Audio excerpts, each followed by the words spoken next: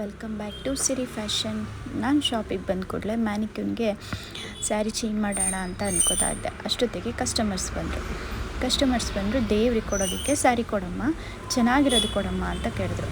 ನನಗೆ ಅವಾಗ ತುಂಬ ಖುಷಿ ಆಯಿತು. ಯಾಕಂದರೆ ಕೆಲವು ಕಸ್ಟಮರ್ಸ್ ಬರ್ತಾರೆ ದೇವ್ರಿಗೆ ಕೊಡೋದಕ್ಕೆ ಕಡಿಮೆದೇ ಕೊಡಮ್ಮ ಅಂತ ಕೇಳ್ತಾರೆ.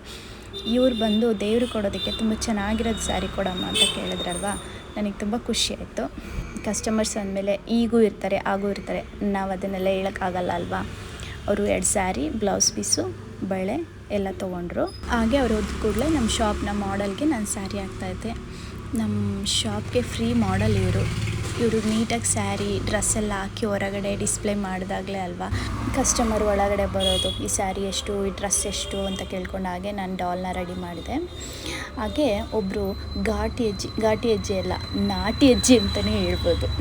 ಅಜ್ಜಿ ಬಂದರು, ನಾನು ಕ್ಯಾಮ್ರಾ ಇಟ್ಟಿದ್ದು ನೋಡಿ, ಯಾಕಮ್ಮ ಫೋನಲ್ಲಿ ನನ್ನನ್ನು ಹಾಕ್ತಾಯಿದ್ದೀಯಾ ಅಂತ ಕೇಳ್ತಾಯಿದ್ರು. ಹಾಗೆ ಫೋನನ್ನೇ ನೋಡ್ತಾನೇ ಇದ್ರು ಅವರು.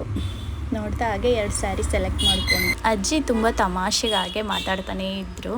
ನಾನು ಅದೇ ಅನ್ಕೋತೀನಿ, ನಾನು ಶಾಪ್ ಓಪನ್ ಮಾಡಿ 10 ಇಯರ್ಸ್ ಆಯಿತು. ನಾನು ಶಾಪ್ ಓಪನ್ ಮಾಡಿರಲಿಲ್ಲ ಅಂತಂದಿದ್ರೆ ನಾನು ಈ ಥರ ಕಸ್ಟಮರ್ಸ್ನೆಲ್ಲ, ಈ ಥರ ಕಾಮಿಡಿ ಇದೆಲ್ಲ ನಾನು ಎಷ್ಟು ಮಿಸ್ ಮಾಡ್ಕೊತಿದ್ದೆ ಅಲ್ವಾ ಅಂತಂತ ಅನ್ನಿಸ್ತಾ ಇರುತ್ತೆ ಯಾವಾಗಲೂ.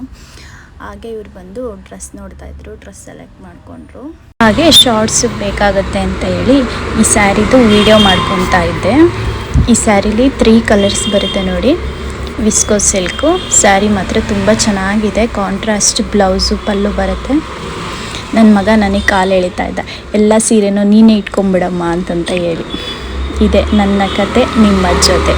Thank you.